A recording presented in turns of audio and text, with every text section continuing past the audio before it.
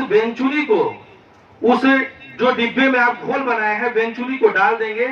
Venturi सारा उर्वरक को खींचकर आपके फसल तक टपक विधि के माध्यम से, बूंद बूंद के माध्यम से हर फसल को मिल जाएगा। और क्योंकि एक संतुलित पानी भी मिलेगा, पूरे खेत को भरने की भी जरूरत नहीं है, संतुलित उर्वरक भी मिलेगा, यानी पानी और समय और उर्वरक सब चीज की बचत किया जा सकता है इस सिंचाई विधि के माध्यम से।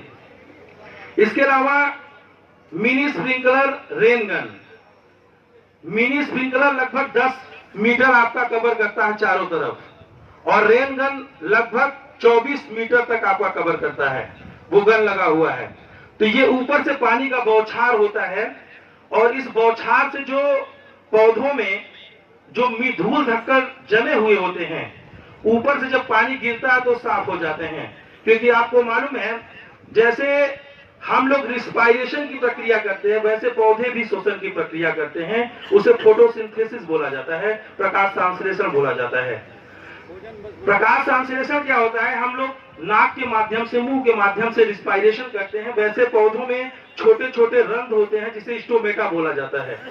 और जब ऊपर से पानी गिरता है तो स्टोमेटा धुल जाता है और उसमें जो है साफ हो जाता है, जिससे फोटोसिंथेसिस क्रिया सुचारू रूप से होती है और फसल में ज्यादा से ज्यादा फूल आता है और ज्यादा से ज्यादा फल आता है। और जो आपका फल उत्पादन होता है, फल या आप अनाज उत्पादन होता है, वो गुणवत्ता युक्त होता है, जिससे, क्योंकि गुणवत्ता पे प्राइस डिपेंड होता है, जितना अच्छी क्वालिटी होती है उतना ही अच्छा प्राइस मिलता है। तो आप मूल्य भी अच्छा मिलता है, अच्छा भाव भी उसको मिल जाता है किसान को, और उत्पादन में भी वृद्धि होती है और लागत में भी कमी आता है। यानी उसका जो इनपुट होता है वो कम होता है, आउटपुट ज्यादा आता है, यानी वो लागत कम और उत्पादन ज्यादा होता है। तो इस विधि का आप प्रयोग कर सकते हैं। आप इस पे आपको सब्सिडी 90% और 80% है। जैसे इसमें 2 क्राइटेरिया बनाया गया है, एक लघु सीमांत कृषक, एक सामान्य कृषक। लघु सीमांत कृषक ऐसे किसान भाई हैं जिनके पास 8 बीघे जमीन है, 8 बीघे तक जिनके पास है वो 90% सब्सिडी पाएंगे। और जिन किसान भाइयों के पास 8 बीघे से ज्यादा जमीन है उनको 80% सब्सिडी अनुमान मिलता है इस योजना के तहत।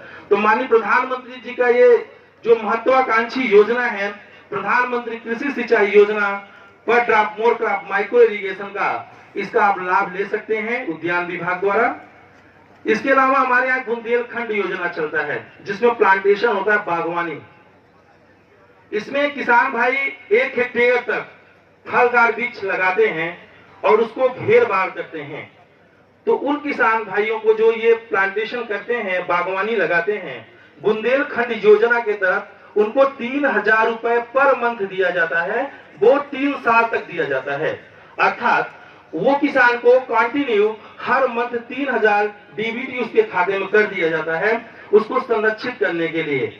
खेत किसान का, बाग भी किसान का, और संरक्षण हेतु इस योजना के तहत किसान को 3 साल तक कुल मिला के 1,08,000 अनुदान दिया जाता है बुंदेलखंड योजना के तहत। इस योजना का भी लाभ उद्यान विभाग द्वारा ले सकते हैं।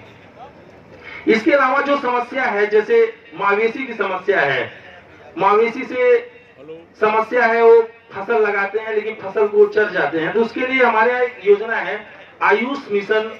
आयुष मिशन में क्या है, ये औषधि योजना है, हमारे यहाँ चलता है। इस योजना के तहत आप जैसे सतावर की खेती कर सकते हैं। सतावर क्या होता है कि बहुत ही अच्छी औषधि ये फसल है। इसमें क्या होता है कि जो क्रॉप होता है उसकी जो जड़ होती है वो जड़ बहुत ही कॉस्टली बिकता है, और मवेशी जो होते हैं, जो ऊपर वाला तना होता है उसमें कांटे होते हैं जो मवेशी उसको खाते नहीं है।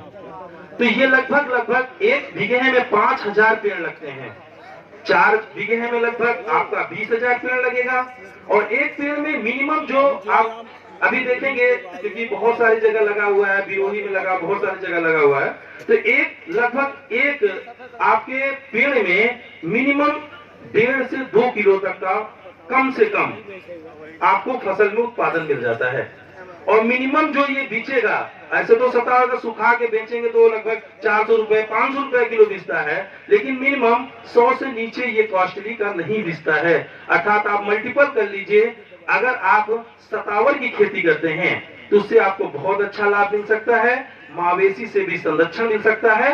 और इस योजना के तहत, औषधि मिशन योजना के तहत आप लोगों को 30% की सब्सिडी इस योजना पर आपको मिलती है। इसमें बहुत सारे क्रॉप हैं। अगर और मवेशी अगर आपसे समस्या नहीं है किसी एरिया में, तो एलोवेरा की खेती कर सकते हैं, काल मेघ की खेती कर सकते हैं, अश्वगंधा की खेती कर सकते हैं, ये जो मेरी सर्पगंधा की खेती कर सकते हैं, क्योंकि सर्पगंधा बहुत ही कॉस्टली वो भी बिकता है, क्योंकि उसमें सर्पेंटाइन होता है। कोई भी हार्ट की जो मेडिसिन बनती है वो बिना सर्पेंटाइन की नहीं बनती है।